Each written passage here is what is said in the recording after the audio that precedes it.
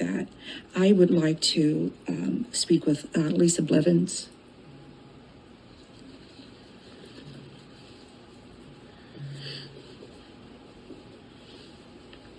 Thank you.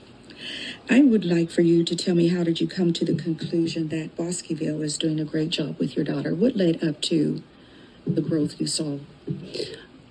Well, honestly, it was her school diagnostician. Her name was Jennifer. I've got her name in my email. She had a very positive relationship with the private schools, and the school actually set aside X amount of dollars every year to test for any students that came in from out in the community wanting an FIE underneath Child Find. They also set aside money to treat those children that they could, if they found them.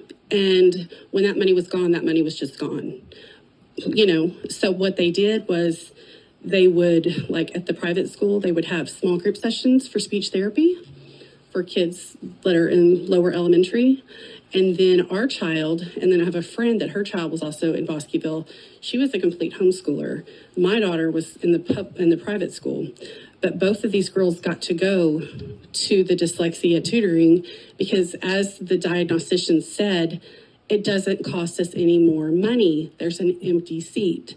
And she very honestly told me, but if we have a public school student that comes in that needs those services, we'll have to remove your child because we have to serve the public school kids first. And I'm like, I don't have any problem with that, but if there's an empty seat and it doesn't cost the school district any money, why not? So this sounds like an opportunity that public schools are offering their students. That is the only public school I've ever heard of in the state of Texas that has done that. That is exactly how it's supposed to be done per the research. And I've traveled my husband's job following him up the career ladder, and I've never heard of another school district doing it like that, just Bosqueville. And they're outside of Waco. And we talk about like, oh, well, your school experience is based on your zip code. And it really was. My school experience with Waco ISD was terrible. They wouldn't grant her any services unless I enrolled her. And I'm like, well, if I enroll her, are you going to guarantee her? Yes, no, yes, no, yes, no. But 3 miles down the road, I'm just going to say it, in a primarily white school district, the services were guaranteed, as long as they had the spot. Let me ask you this. I think some of the changes in the bill, what do you think? Because I do like the fact that there will be a progress report every 6 weeks. I think this is something that's a step in the right direction. Would you agree? I do agree. I think it's a good bill, but there's still a lot of room for improvement, like a reevaluation, like the students, like say you have a kindergartner, first grader, whatever. They go through the 2 years of the tutoring, and I might not be using the right word tutoring, but the dyslexia program. Okay, so we never reevaluate them. Like, we should follow up 5th, 6th grade to make sure that everything that they've learned is still applying, because a lot of these kids have multiple diagnoses, including like ADHD, I heard of school districts, only giving the tutoring 2 to 3 times a week. What is that? It needs to be a minimum of at least 4 to 5, Just Bosqueville gave it 5 days a week. Like these kids that you're not going to be able to get from the short-term memory to the long-term memory with 3 days a week.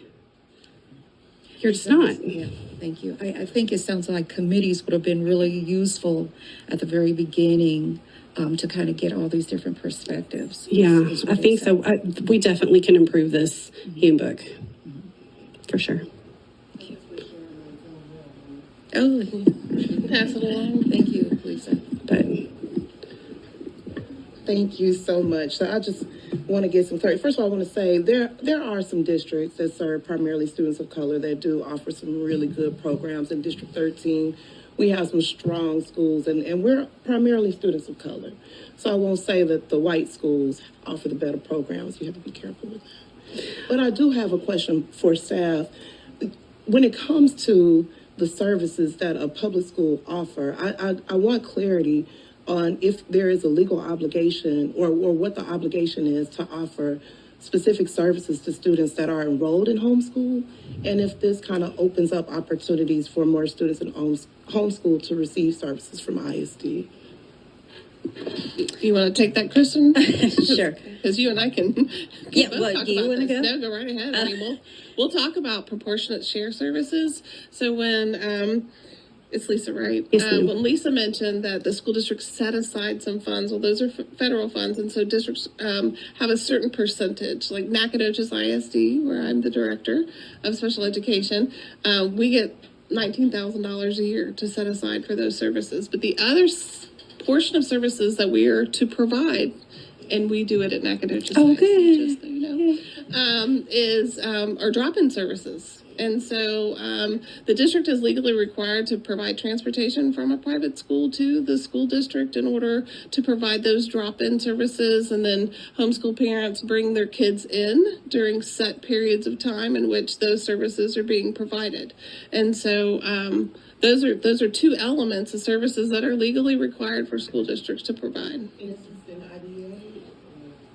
It's Yes, it's part of law. proportionate share.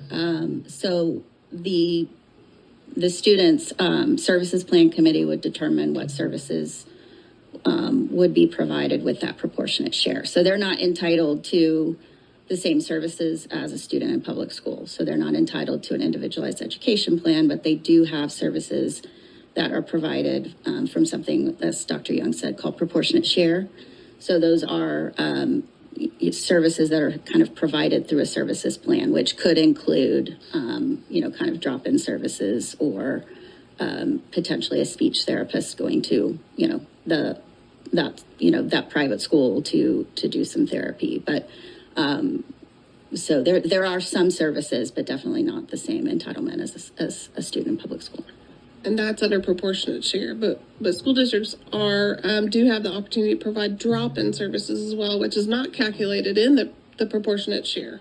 It is an actual available service to parents through the school district, but the parents if they're homeschooled, they're required to provide that transportation to the school district. A lot of school districts only provide proportionate share services for speech therapy or occupational therapy, occasionally physical therapy.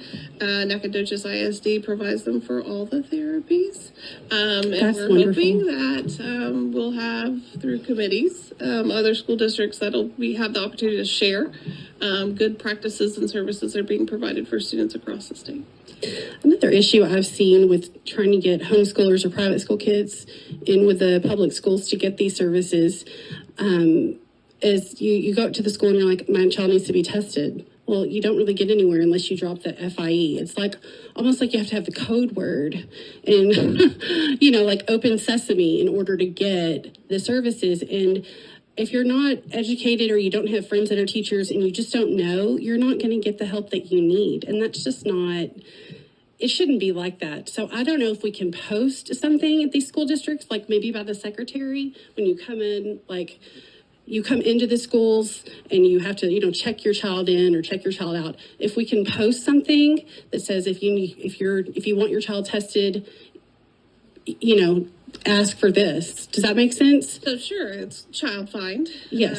That's part of it, and districts are required to provide that information to private schools, to daycares.